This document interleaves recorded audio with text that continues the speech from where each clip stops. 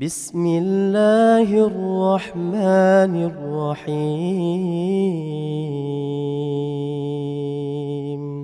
بسم الله الرحمن الرحيم.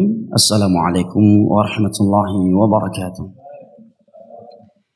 الحمد لله والصلاة والسلام على رسول الله وعلى آله وصحبه وسلم تسليما كثيرا. أما بعد.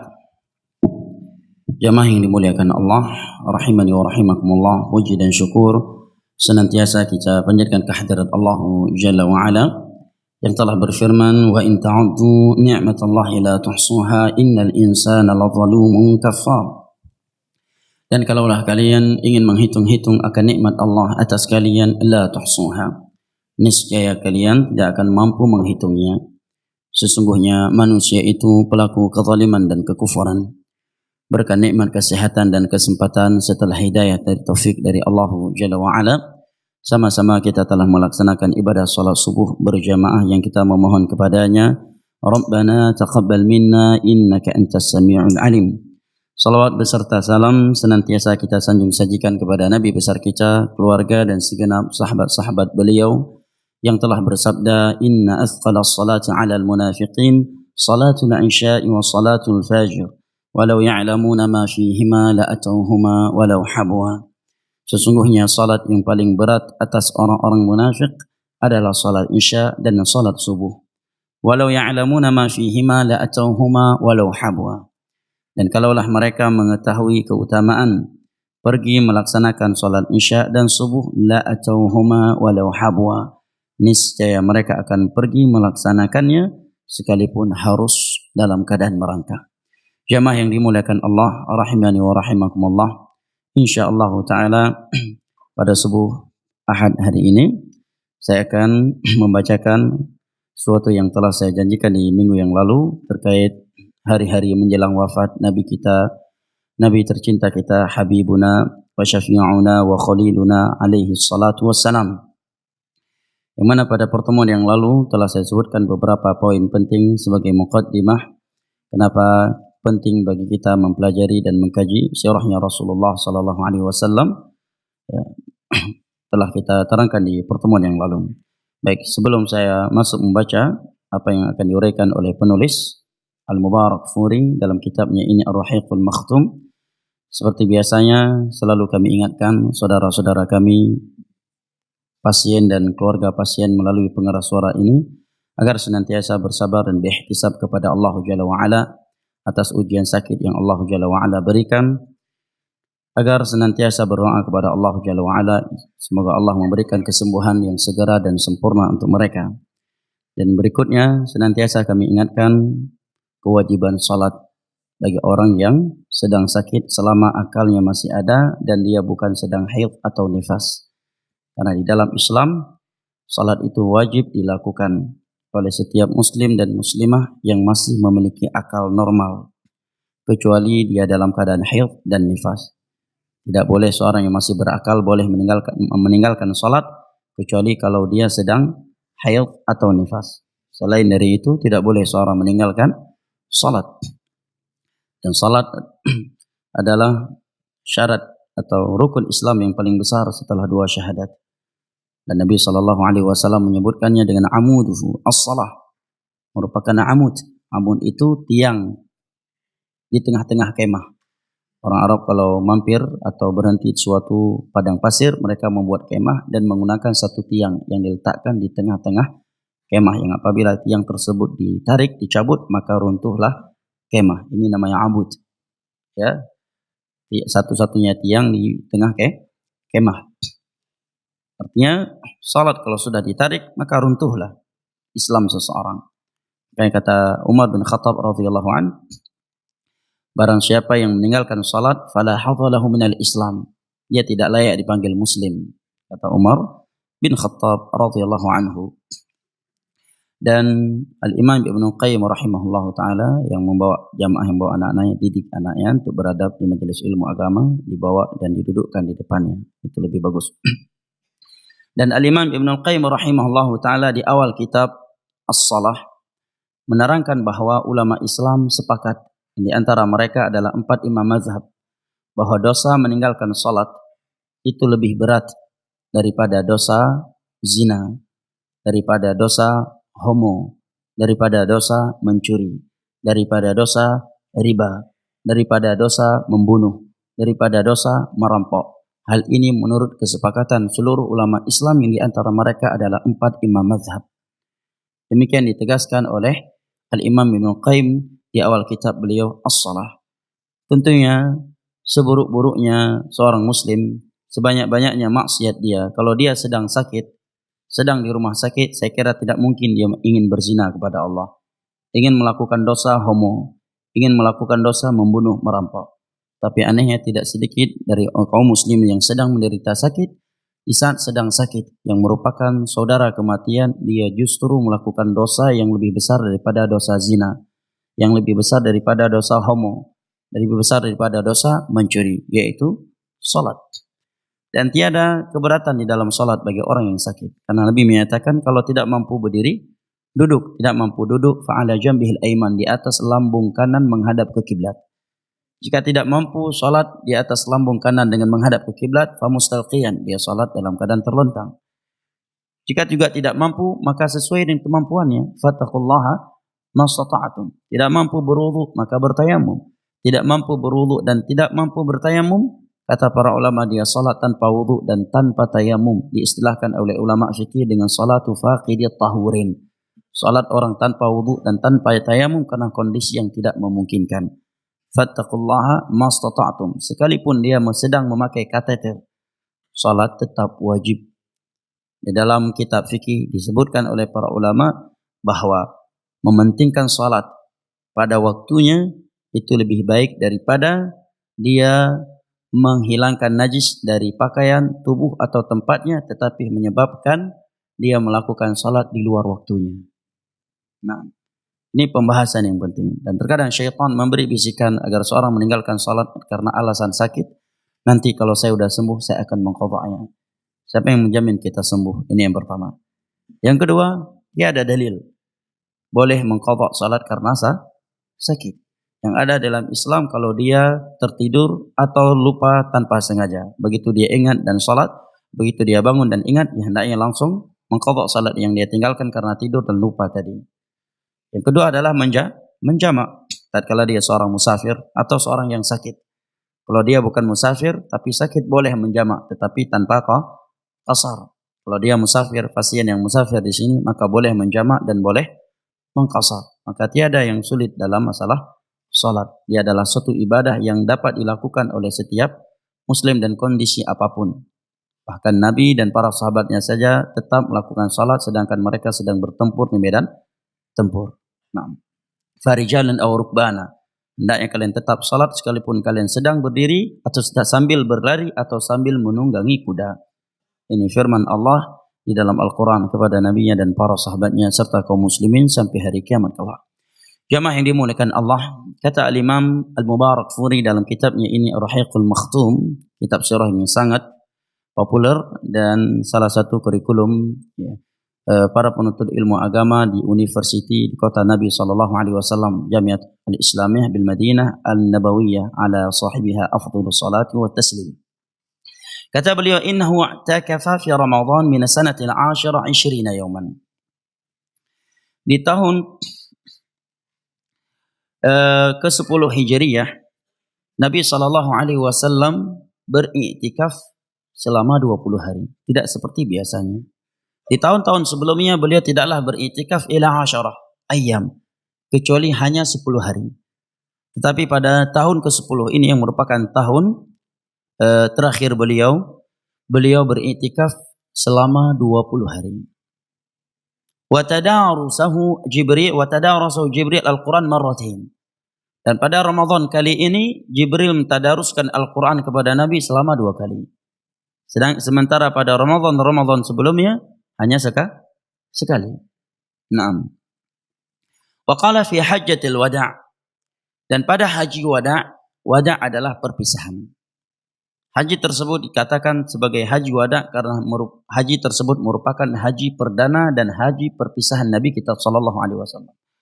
Di dalam haji tersebut sudah ada bahasa-bahasa dari Nabi SAW yang mengesankan bahwa beliau akan meninggal dunia tidak lama setelah pulang dari haji. 6. Di dalam haji wada tersebut Nabi mengeluarkan statement yang membuat para sahabat Nabi SAW mulai bersedih. Inni la adri la'alli la alqaakum ba'da 'ami hadha bihadzal mawqif abadan.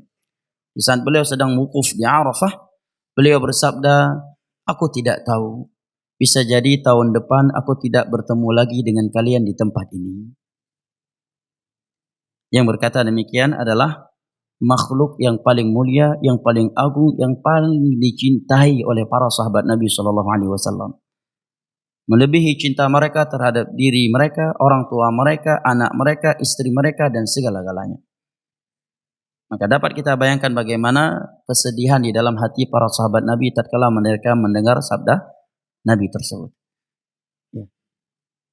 Sebagai analogi ringan misalkan, seorang anak yang sangat mencintai ibunya, yang sangat mencintai ayahnya, yang sangat mencintai istrinya, atau anaknya sendiri. Tiba-tiba salah satu di antara mereka yang sangat ia cintai tersebut berkata seperti ini. Bisa jadi nak, kita enggak jumpa lagi tahun depan. Ketika anaknya pulang mudik, kemudian minta izin untuk kembali ya ke tempat yang dia tinggal di situ, apakah di luar daerah ataukah di luar negeri. Tiba-tiba orang tuanya berkata, nak, bisa jadi lebaran depan kita enggak jumpa lagi, nak. Tentu yang ucapan yang seperti ini sangat mengena di hati seorang yang mencintai orang yang mengucapkan ucapan tersebut. Terlebih lagi yang mengucapkannya adalah orang tuanya. Nah, kali ini yang mengucapkan ucapan yang seperti ini adalah Rasulullah SAW. Di mana kecintaan di dalam hati para sahabat terhadap beliau melebihi cinta mereka terhadap diri mereka sendiri, terhadap orang tua, istri dan anak-anak mereka sendiri. Wa qala wa huwa 'inda jamratul 'aqabah. Dan Nabi SAW berkata di saat melemparkan jamrah al-'aqabah, khudhu 'anni manasikakum. Ambillah metode haji dariku. Artinya hendaknya kalian berhaji seperti haji yang kalian lihat dariku saat ini. Fa'alli la ahujju ba'da 'ami hadha. Karena sepertinya aku tidak akan haji lagi setelah tahun ini. Aku tidak haji lagi setelah tahun ini. Ini kan bahasa yang membuat hati para sahabat sedih. Kata-kata yang menunjukkan beliau tidak lama lagi akan berpisah dengan mereka. Wa unzilat alaihi suratul Nasr fi awsati ayyami tasyriq. Dan di pertengahan hari tasyrik itu 11, 12 dan 13. Berarti pertengahan hari tasyrik adalah tanggal 12 Zulhijjah. Naam. Salah satu dari fikih haji, orang yang sedang berada mabit di Mina, dia boleh memangkas hajinya, dia keluar dari Mina pada hari ke-12. Tapi dengan syarat sebelum terbenam matahari. Kalau terbenam matahari di hari ke-12, dia masih ada di Mina dengan sengaja, maka harus menyelesaikannya sampai hari ke-13. Ya. Kalau dia ingin mengakhirkannya sampai hari 13 Zulhijjah, maka itu boleh dan itu lebih afdal. Karena Nabi dan Khulafa ar-Rasyidun mereka menyelesaikan mabit di Mina sampai hari ke-13 Zulhijjah. Tetapi Nabi tidak mengingkari, bahkan membolehkan beberapa sahabatnya yang melakukan ta'ajul, menyegerakan hajinya selesai di tanggal 12 Zulhijjah. Boleh ya ta'jil di 12 Zulhijjah dan boleh juga di hari ke-13 Zulhijjah, dan yang lebih afdal adalah menyelesaikannya pada hari ke-13 Zulhijjah yang disebut dengan at-ta'akhur. Nah, faman ta'ajjala fi yaumaini fala isma alaih, kata Allah dalam surat Al-Baqarah. Barang siapa yang memangkasnya, menyegerakannya pada 2 hari, maka tiada dosa baginya. Wa man ta'akhkhara fala isma alaih liman ittaqa. Dan barang siapa yang mengakhirkannya sampai hari ke-13 juga tidak masalah bagi orang yang bertakwa kepada Allah Jalla wa'ala. Maka tidak boleh bagi jamaah haji mengaibkan saudara-saudaranya yang keluar dari Mina di tanggal 12 Zulhijjah. Tidak boleh mengaibkan mereka atau memvonis mereka kurang sabar. Ini tidak boleh. Karena para sahabat yang melakukan ta'jil di 12 Zulhijjah dari mabit di Mina, Nabi tidak mengaibkan mereka. Nabi membolehkan mereka. Walaupun tentunya paling afdal dia mengakhirkan sampai 13 Dzulhijjah. Nah, barakallahu fikum. Nah, di pertengahan hari tasyrik, Nabi SAW turun kepada beliau surat An-Nasr. Yang mana surat An-Nasr tersebut adalah berita dari Allah bahwa beliau sesaat lagi akan diwafatkan oleh Allah. Yaitu firman-Nya Allah, "Idza jaa nasrullahi wal fath." Apabila telah datang kepadamu pertolongan Allah Jalla wa Ala dan al-fath. Penaklukan, maksudnya adalah penaklukan kota Mekah kembali. Wara'aitan nasa yadkhuluna fi dinillahi afwaja. Dan engkau melihat manusia berbondong-bondong masuk ke dalam Islam. Fasabbih bihamdi rabbika wastaghfir innahu kana tawwaba. Maka hendaknya engkau memperbanyak tasbih dan tahmid.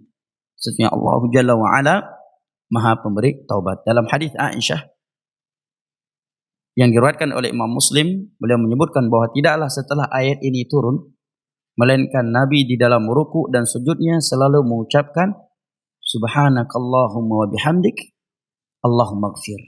Allahumma ighfirli. Nabi selalu membacakan ini. Maka Aisyah pun bertanya, kenapa wahai Rasulullah setelah ayat ini turun engkau selalu membacakan zikir itu di dalam ruku dan sujudmu, subhanakallahumma bihamdik Allahumma ighfirli. Maka Nabi pun memberitahukan, wahai Aisyah, ayat ini turun adalah alamat dan berita dari Allah bahwa aku sesaat lagi akan meninggalkan dunia. Maka dengan itu Allah memerintahkan aku untuk memperbanyak tasbih dan tahmid serta istighfar. Fasabbih bihamdi rabbika wastaghfirhu innahu kana tawwaba. Naam. Fa'urifa annahu al-wada'. Maka sebagian para sahabat pun memahami bahwa haji ini adalah haji perpisahan beliau dengan mereka. Wa annahu nu'iyat ilaihi nafsu. Dan bahwa yang dimaksud dalam ayat tersebut adalah diri beliau sallallahu alaihi wasallam. Wa fi awaili Safar sanata 11 dan pada bulan Safar masuk pada tahun 11 Hijriah, kharaja Nabi sallallahu alaihi wasallam ila Uhud. Nabi sallallahu alaihi wasallam keluar menuju Uhud dari kota Madinah di bulan Safar. Ya, bulan haji selesai dengan 13 Dzulhijjah. Setelah Dzulhijjah masuk bulan Muharram. Setelah itu masuk Safar. Naam. Atau Rabiul Awwal, Rabiul Tsani, kemudian Safar ya. Muharram dan Safar. Kharaja Nabi sallallahu alaihi wasallam ila Uhud. Nabi keluar menuju Uhud. Fasalla 'ala syuhada kal muwaddi' lil ahyad wal amwat. Beliau melakukan as-salah. Kata para ulama yang mensyarah hadis ini, maksud salah di sini adalah doa, karena as-salah secara etimologi dalam penggunaan bahasa Arab ya, hukum makna dasarnya adalah ad-du'a. Ya, adalah ad-du'a seperti firman Allah dalam surat At-Taubah, "Khudh min amwalihim shadaqatan tutahhiruhum wa tuzakkihim wa shalli 'alaihim." Wahai Nabi Muhammad, ambillah harta dari mereka sebagai yang akan mensucikan dan membersihkan mereka, dan salatlah, doakanlah mereka. Nabi mendoakan para syuhada Uhud. Ya, di antara kuburan syuhada Uhud yang terlihat di Uhud, kuburan siapa? Hamzah, pamannya Nabi sallallahu alaihi wasallam. Itu yang diketahui, satu kuburan yang diketahui namanya. Ya, adalah kuburan Hamzah, paman tercinta Nabi sallallahu alaihi wasallam yang disebut dengan apa? Singanya Allah Jalla wa Ala. Dibunuh dan dimutilasi oleh kaum musyrikin. Dikuburkannya para syuhada Uhud.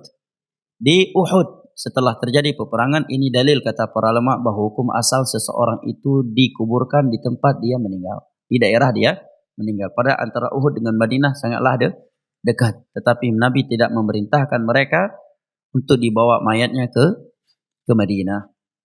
Nah, mereka dikuburkan di Uhud. Maka kalau seorang mewasiatkan dirinya untuk dikuburkan suatu daerah yang sangat jauh, secara hukum asal boleh-boleh saja, tapi tiada anjuran dan kekhususan tertentu. Dan andai kata jarak tersebut sangat jauh yang mengakibatkan penundaan yang sangat lama terhadap pengurusan jenazahnya, maka ini menyelisih sunnah Nabi Karena Nabi bersabda, asri'u bil janazah. Segerakan penyelesaian jenazah. Segerakan dia untuk dimandikan, untuk dikafankan dan dikuburkan. Karena kalau dia mayat yang baik, agar dia segera mendapatkan nikmat kubur. Dan kalau dia adalah kejelekan, fasyarun tahmiluna ala riqabikum, maka kalian telah membiarkan suatu kejelekan yang lama di sisi kalian, di atas pundak-pundak kalian. Nah, kemudian kata penulis rahimahullahu taala, kal muwaddi' lil ahya' wal amwat. Beliau mengeluarkan kata-kata perpisahan untuk orang yang masih hidup, ya, layaknya orang-orang yang memberikan kata perpisahan untuk orang yang masih hidup dan orang yang telah meninggal. Tsumma sarafa ila al-mimbar. Setelah itu beliau menuju mimbar, menyampaikan ceramah, khutbah di atas mimbar dalam Masjid Nabawi tersebut dengan ucapan beliau, inni faratun lakum. Sesungguhnya aku akan menunggu kalian di dalam telagaku. Ini ucapan yang luar biasa dari Nabi, yang mengesankan bahwa beliau akan wafat sesaat lagi setelah beliau berkata demikian. Wa ana syahidun alaikum. Tapi berikutnya beliau memberikan ucapan yang sangat menusuk, ya, hati seorang mukmin, ya, sebagai peringatan kepadanya. Aku akan menjadi saksi atas kalian.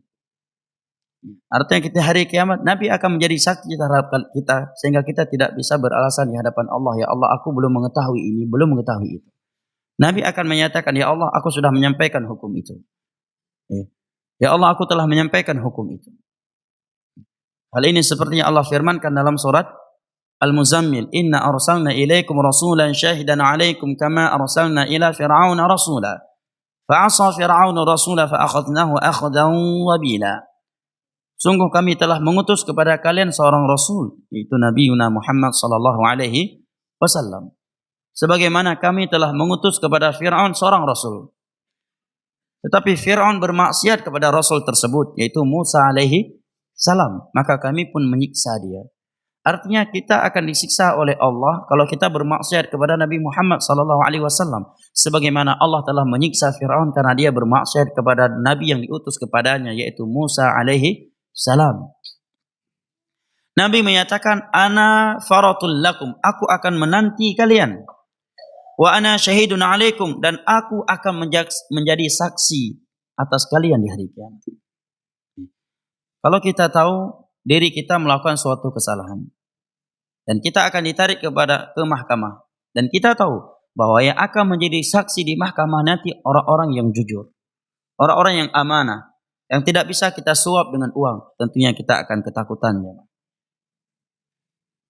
Apalagi yang akan menjadi saksi terhadap kita di hari kiamat di padang mahsyar adalah Nabi Muhammad sallallahu alaihi wasallam, yang tidak akan mungkin membela yang namanya kesalahan. Setiap kali kita melakukan saya tidak tahu, Nabi akan menyatakan, Allahumma qad ballagh, ya Allah, aku sudah sampaikan hukum itu. Ya Allah, aku telah perintahkan perintahmu tersebut kepada mereka. Di dalam sebuah hadis yang disebutkan oleh Syekh Al-Albani dalam silsilah as-sahihah dari Abdullah bin Mas'ud radhiyallahu an, Nabi bersabda, laisa syai'un yuqarribukum ila al-jannati illa qad amartukum bih, wa laisa syai'un yuqarribukum ila an-nar illa qad nahaitukum an. Tiada sesuatu yang mendekatkan diri kalian kepada syurga, melainkan aku telah memerintahkan kalian dengannya. Dan tiada sesuatu yang dapat mendekatkan kalian, menjerumuskan kalian ke dalam neraka Allah, melainkan aku telah melarang kalian darinya. Mau bilang apa kita di hari kiamat? Di dunia saja Nabi sebelum wafatnya sudah mengeluarkan statement itu. Tiada sesuatu yang mendekatkan kalian kepada syurga Allah, melainkan aku telah memerintahkan kalian dengannya. Dan tiada sesuatu yang dapat menjerumuskan kalian ke dalam neraka Allah, melainkan aku telah melarang kalian darinya. Wa inna ruhal amin nafakha fi raw'i annahu lan tamuta nafsun illa wa qad istukmila rizquh. Dan malaikat Jibril datang meniupkan wahyu ke dalam hatiku, menyampaikan bahwa tiada yang bernyawa mati kecuali telah sempurna rezekinya. Fa ajmilu fi talab. Maka tugas kalian adalah mencari, melakukan sebab dalam mencari rezeki dengan cara yang benar. Wala yahmilannakum istibta'ur rizqi an tatlubuhu bima'asillah.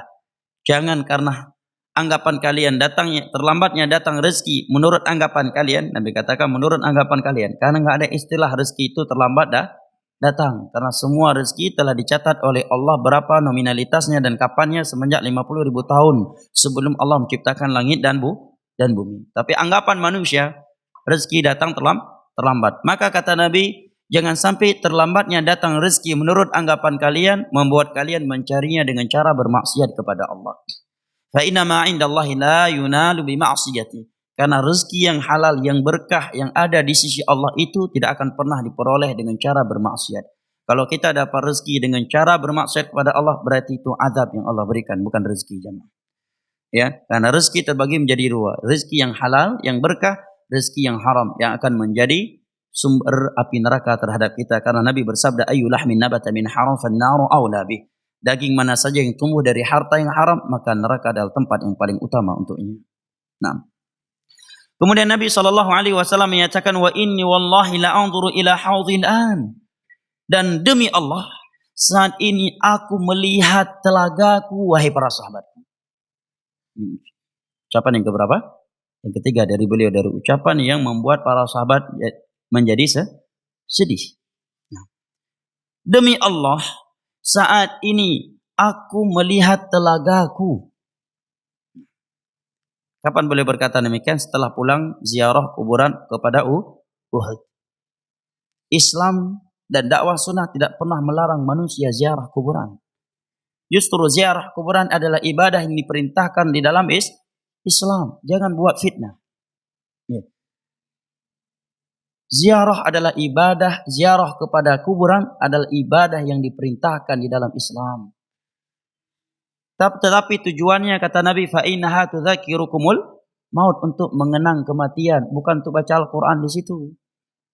Ya. Dan adab masuk kuburan adalah membaca assalamualaikum ahlad diyar wa inna insyaallah bikum lahiqun yaghfirullahu lana wa lakum. Ini doa masuk kuburan. Di antara adabnya juga melepaskan alas kaki. Ya, orang yang masukkan sepatu dan sendal ke dalam kuburan, dia telah melanggar sunnah Nabi dan telah menghina yang ada di dalam kuburan. Aneh sebagian orang, katanya memuliakan atasannya, tapi masuk kuburan atasannya dengan sepatunya. Ini penghinaan terhadap orang yang ada di dalam kuburan, bukan bentuk pemuliaan. Dengan sepatu PDL-nya, misalkan. Dengan sepatu kantornya. Ini perendahan terhadap kaum mukminin yang ada di dalam pemakaman tersebut. Nabi ketika melihat ada sahabat pakai sendal masuk kuburan, Nabi menyatakan, ikhla'na alaik, buka sendal kamu. Diteriak dari jauh oleh Nabi SAW. Bukan dipanggil dulu, hai, dibuka dulu. Dari jauh Nabi panggil, ikhla'na alaik, buka kedua sendalmu. Di depan halayak ramai ditegur oleh Nabi SAW. Dan Nabi kita adalah seorang Rasul yang paling hikmah dalam berdakwah, paling menjaga perasaan manusia. Tapi dalam bab ini dari jauh Nabi panggil menyatakan, ya fulan, ikhla'na alaik, wahai fulan, buka kedua sendalmu. Di hadapan halayak ramai ditegur oleh Nabi SAW. Ya, yang dilarang dalam peziarah kuburan adalah melakukan ritual-ritual syirik, meminta kepada orang yang telah meninggal. Ya. Dengan anggapan dia bisa mendengar dan seterusnya. Sedangkan Allah, ayat Al-Quran dalam surat Fatir, Allah berfirman, wa ma anta bimusmi'im man fil qubur. Dan engkau Nabi Muhammad tidak mampu memperdengarkan orang yang sudah ada dalam kuburan. Ini dalil utama dalam masalah orang yang dalam kuburan mendengar ataukah tidak. Ini dalil. Tiada yang dikecualikan kecuali yang dikecualikan oleh Nabi. Yang dikecualikan dalam hadis Nabi setelah dikuburkan hari pertama, ya, ketika keluarga yang berpaling maka suara telapak sendal mereka terdengar oleh dia. Kita mengatakan iya karena ada hadisnya. Selain itu harus ada dalil karena ini perkara gaib. Walau sami'u mastajabu lakum. Andai kata pun mereka mampu mendengar, mastajabu lakum, tetapi mereka tidak mampu untuk mengkabulkan. Karena mereka berada di alam barzah. Mereka lebih butuh untuk didoakan daripada untuk mendoakan orang lain yang ada di luar kuburan. Kuburan Nabi ada di sisi para sahabat Nabi. Tetapi tiada satupun hadis yang dhaif, yang mursal, yang munqati menyebutkan bahwa para sahabat sebelum perang, sebelum haji, sebelum umrah, sebelum Ramadan datang dulu ke kuburan Nabi, ya arah muka ngi ibah kuyuninan. Rah muka ngi ibah kuyuninan. Hantam pernah. atau tergolong bulan puasa giap pelah yatin lainan. Ya. Kemudian rah muka ibah kuyun, ya. Ya hana gejib ibah kuyun yan. Tidak ada. Padahal ada kuburan Nabi di situ, ada Baqi'.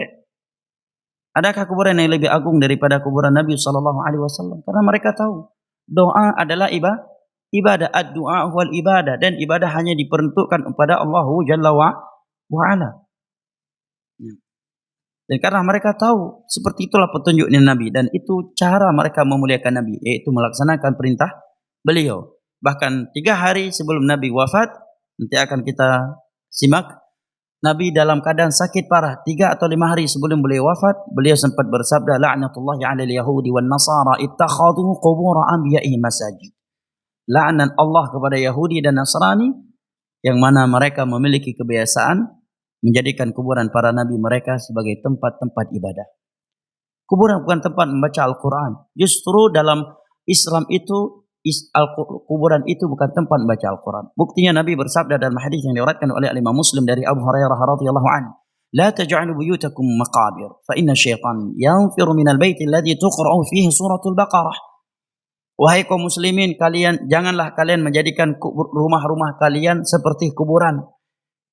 Karena syaitan itu lari dari sebuah rumah yang dibacakan di dalamnya surat Al-Baqarah.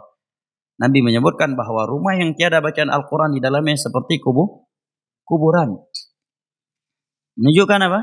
Kuburan bukan tempat yang baca Al-Quran. Dan Imam Asy-Syafi'i. Silahkan buka kitab tafsir Al-Quranil Azim karya Imam Ibnu Katsir. Imam Ibnu Katsir ulama besar dalam mazhab Syafi'i.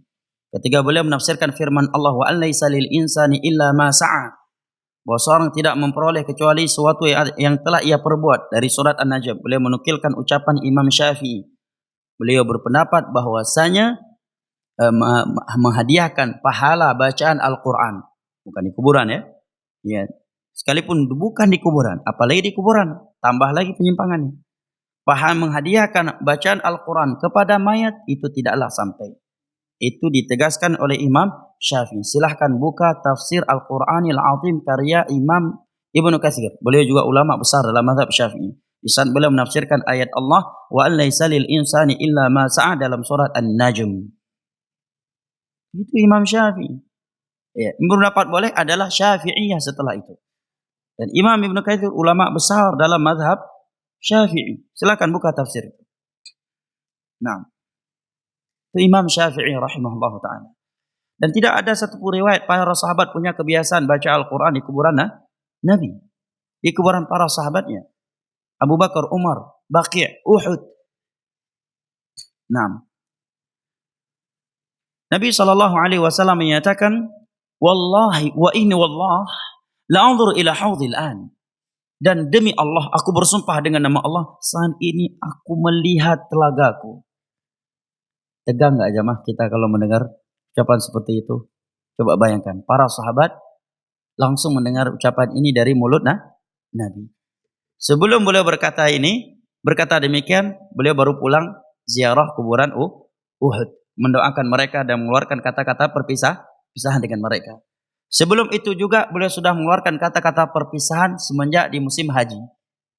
Ya, ini kan di bulan Safar, pertengahan Safar. Di musim haji, ya, beliau sudah mengeluarkan kata-kata perpisahan. Sepertinya aku tidak akan berhaji lagi bersama kalian tahun depan. Sepertinya aku tidak bertemu lagi dengan kalian di tempat ini, yakni di Arafah. Kemudian turunnya surat An-Nasr kepada beliau yang merupakan berita bahwa beliau akan diwafatkan setelah itu. Nah, kemudian beliau menyatakan, wa inni u'titu mafatih khazainil ard atau mafatihal ard. Sesungguhnya aku diberikan oleh Allah sumber kekayaan dunia, maksudnya emas dan perak. Para ulama yang mensyarah hadis ini menyatakan maksudnya adalah umat beliau. Karena tidaklah Romawi dan Persia runtuh kecuali setelah beliau wafat di masa Umar bin Khattab radhiyallahu anhu. Runtuh. Nah, dan ma'ruf di dunia bahwa yang memiliki kekayaan emas dan perak adalah 2 kerajaan ini, Romawi dan Persia. Di masa Umar mereka semua yang runtuh dan dunia secara keseluruhan dikuasai oleh kaum muslimin dipimpin oleh Amirul Mukminin. Nah, Wa inni wallahi ma akhafu alaikum an tusyriku ba'di. Sungguh aku tidak khawatir kalian akan berbuat syirik setelahku. Kepada siapa beliau berkata? Kepada para sahabatnya yang berada di Jaziratul Arab. Walakinni akhafu alaikum an tunafisu fiha. Tapi yang sangat aku khawatirkan terhadap kalian adalah kalian berlomba-lomba terhadap dunia. Berlomba-lomba terhadap dunia. Ini yang sangat dikhawatirkan oleh Nabi terhadap ahli tauhid. Rata-rata perpecahan perselisihan yang terjadi di antara ahli tauhid adalah dunia sebabnya. Ya, gara-gara seorang akhwat, dua ikhwan berantem.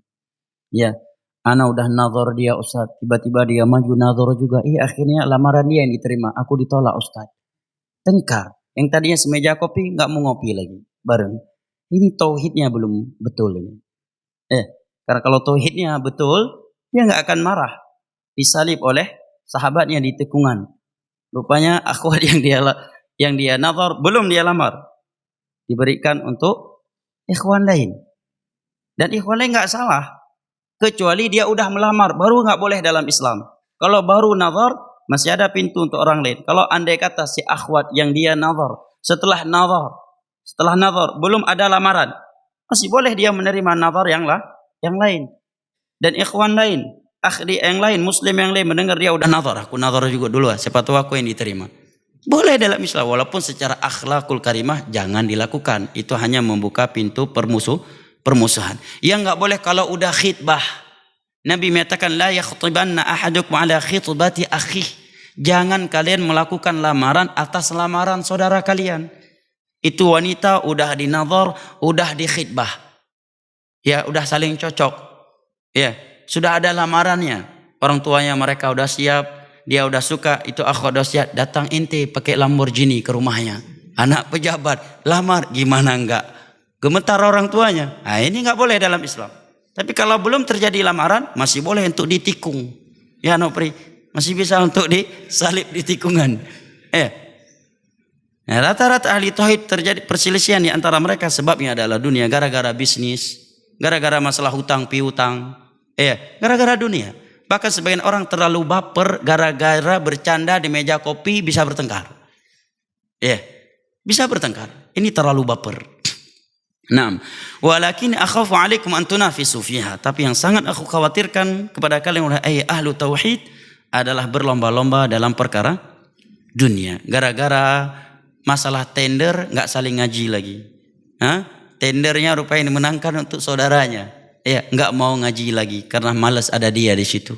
Nggak mau semeja kopi lagi, tidak mau ngobrol lagi, tidak mau saling salaman lagi gara-gara tender. Padahal itu rezeki kan nggak akan mungkin tertukar. Kalau tender dia yang menang berarti memang dari rezeki dia. Rezeki tidak akan pernah tertukar, sebagaimana kematian tidak akan tertukar. Pernah nggak kita melihat ada orang iri kepada seorang karena orang lain duluan mati? Mestinya saya yang mati, kok dia yang mati ya? Gak ada kan? Ya rezeki sama. Ada hadis Nabi yang berbunyi inna rizqakal maut. Rezeki itu sama seperti kematian. Kemanapun kalian lari, dia akan mendatangi kalian. Kenapa harus cemburu? Apakah kita cemburu ada orang yang lebih duluan mati daripada kita? Kenapa enggak saya? Mestinya itu hak saya yang mati. Kenapa dia yang mati? Enggak ada. Sama juga rezeki. Sama aja dengan rezeki. Disebutkan salah satu kisah yang memotivasi para pengusaha. Antum tahu perusahaan Bin Daud ya? Ini salah satu konglomerat yang ada di Saudi Arabia. Kalau kita umroh, Bin Daud itu di mana-mana ada. Di depan Haram Makki ada, di depan Haram Madani juga ada. Suatu ketika ada yang membuka usaha yang sama dengannya. Di sampingnya. Apa yang dia katakan kepada karyawannya? Hari ini kalian antar bantuan dan manajernya diperintahkan untuk mendatangi tempat tersebut dan menawarkan bantuan apa yang bisa mereka bantu. Tercengang-cengang yang membuka usaha tersebut. Bukan seperti kita. Kita yang bak dagang ke Cina kan lady. Padahal bak akhlak mekat lebih agak Cina lebih keroroi daripada tayang Muslim. Cijak bak Cina yang kafir. Tablau barang hana barai tengok bak Cina lain. Itanya Muslim nyopat na barang pak hana rupat lepak yang nak muka. Padahal samping toko kena yang muka. Yang kibam bro akai lebih bro dari akai Cina alam. Ti urau tepuk ke Cina.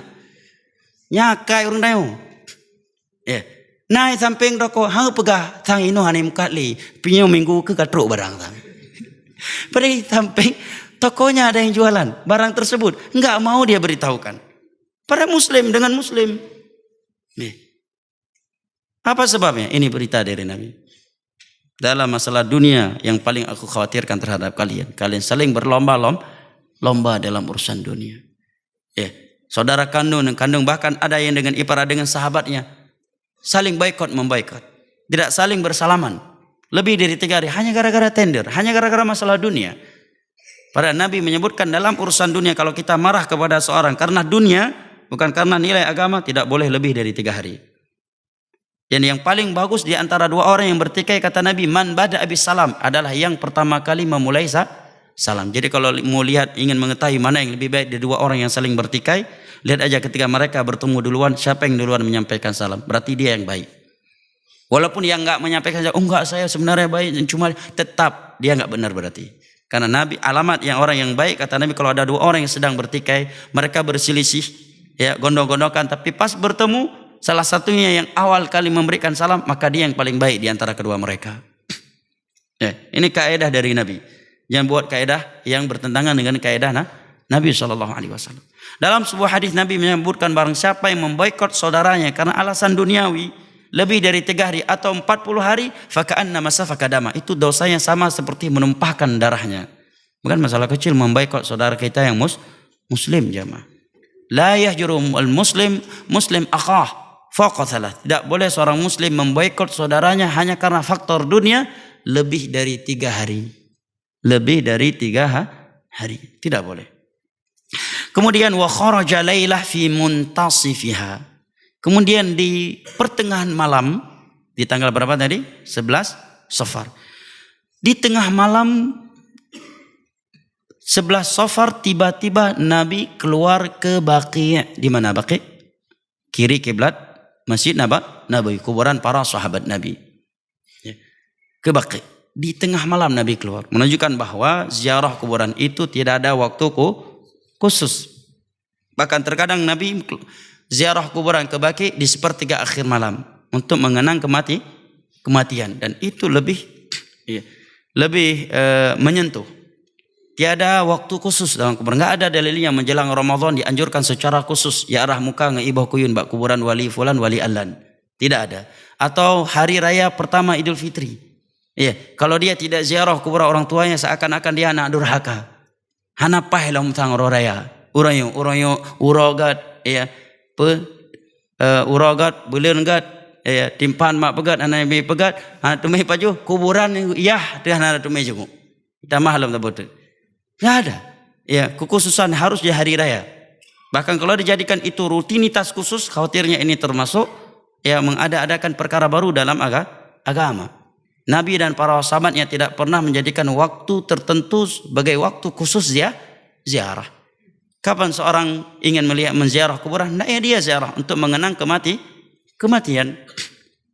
Nah, tiba-tiba di malam hari, di pertengahan malam hari 11 Safar, Nabi keluar dari rumahnya menuju Baqi'.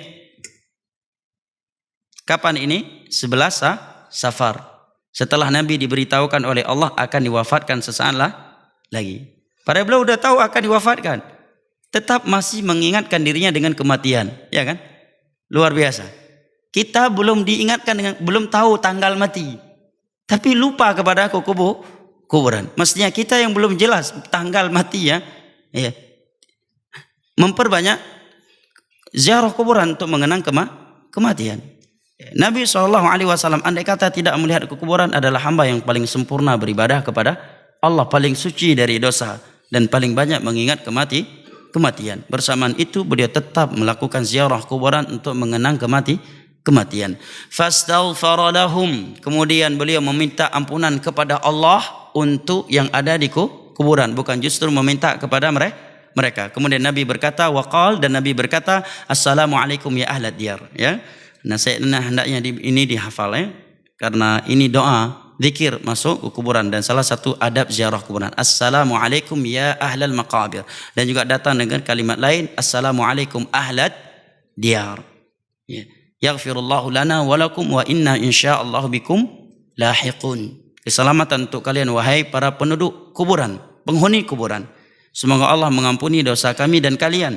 Wa inna insyaallah bikum lahiqun. Dan insyaallah kami akan menyusul kalian. Ini yang dianjurkan ketika seorang ziarah kuburan kang ya'plah yatininan. Liyahna lakum ma asbahtum fihi bima asbahan nas fihi. فإن أقبلت الفتن كقطع الليل المظلم يتبع آخرها أولها والآخرة شر من الأولى وبشر قائلا إنا بكم لاحقون. Hendaknya kalian tenang dengan apa yang kalian bangun di pagi hari di dalamnya, sebagaimana manusia berada di dalamnya. Artinya hendaknya kalian tetap istiqamah setiap kali kalian bangun dari tidur kalian dan berada di atas semangat. Kemudian Nabi menyatakan fitnah demi fitnah telah bermunculan. Dia akan bermunculan.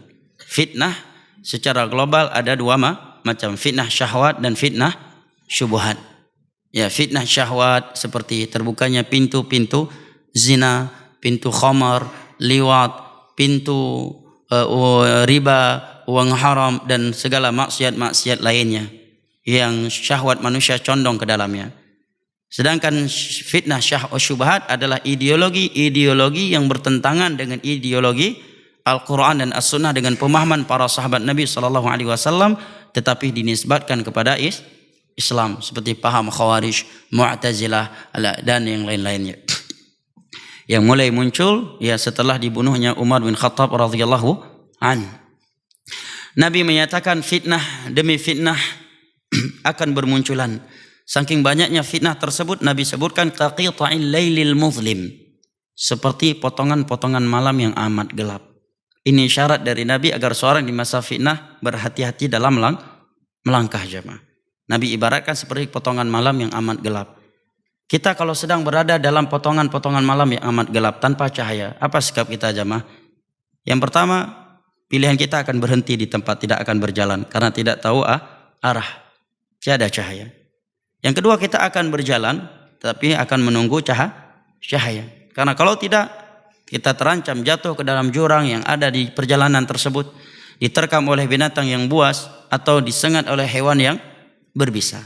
Demikianlah seorang mukmin di masa fitnah, apalagi di masa media sekarang. Ya, hampir semua kejadian bisa dipolitisi. Ya, kambing mati pun bisa dipolitisi. Ya, kata beberapa masyayikh ya, di Mesir dulu ya, koran itu di Mesir ini hanya sedikit. Begitu banyaknya koran, banyaknya media. Dulu kita masih percaya dengan berita kematian kalau dimuatkan di suatu media. Sekarang dengan banyaknya media, berita orang mati pun kadang-kadang kita nggak bisa percaya. Ya, hoax yang luar biasa. Apalagi bisa diedit. Kadang statement seorang penguasa tentang sesuatu yang itu tidak melanggar hukum, tidak syar'i, tidak pula hukum negara tersebut. Diedit, kemudian diletakkan pada konteks yang tidak diinginkan, yang apabila masyarakat mendengarnya akan marah kepadanya.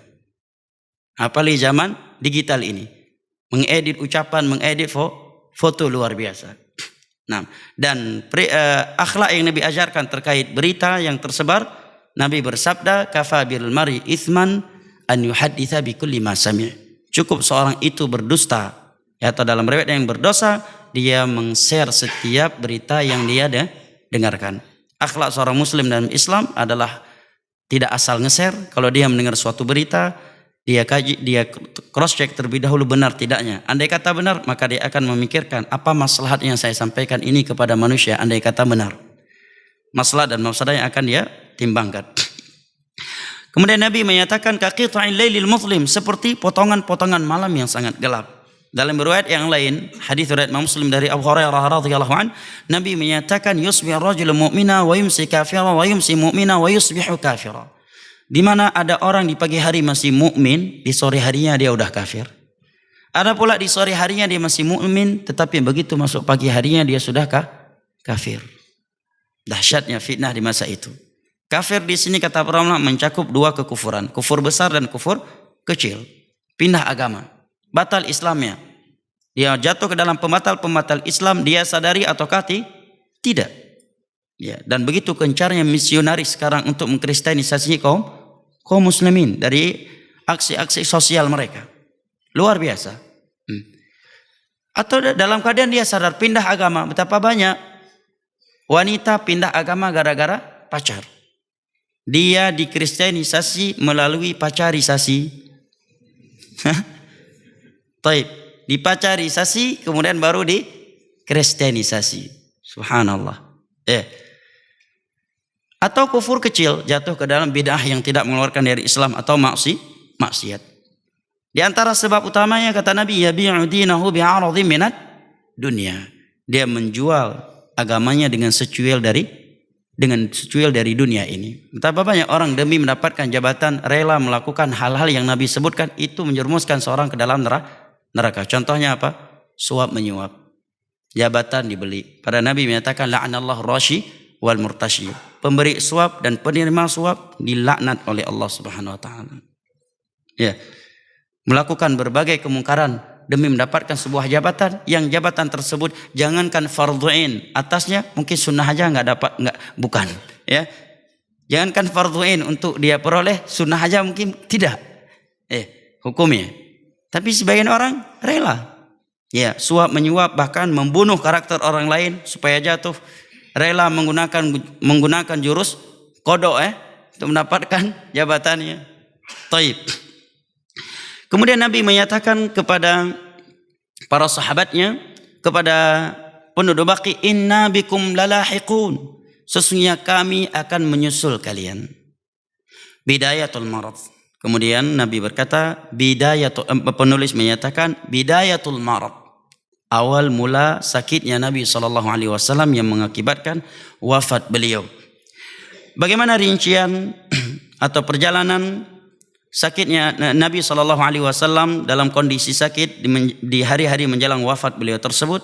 Maka insyaAllah ta'ala akan kita lanjutkan pada episode berikutnya karena waktu yang telah habis dan sudah masuk waktu syuruk. Wallahu a'lam bishawab. Kiranya ini yang dapat saya sampaikan, lebih dan kurangnya saya mohon maaf. Wabillahi taufiq wal hidayah wa sallallahu ala nabiyyina Muhammad wa ala alihi wa sahbihi wasallam wa akhiru da'wana anil hamdulillahi rabbil alamin. Wassalamu alaikum warahmatullahi wabarakatuh.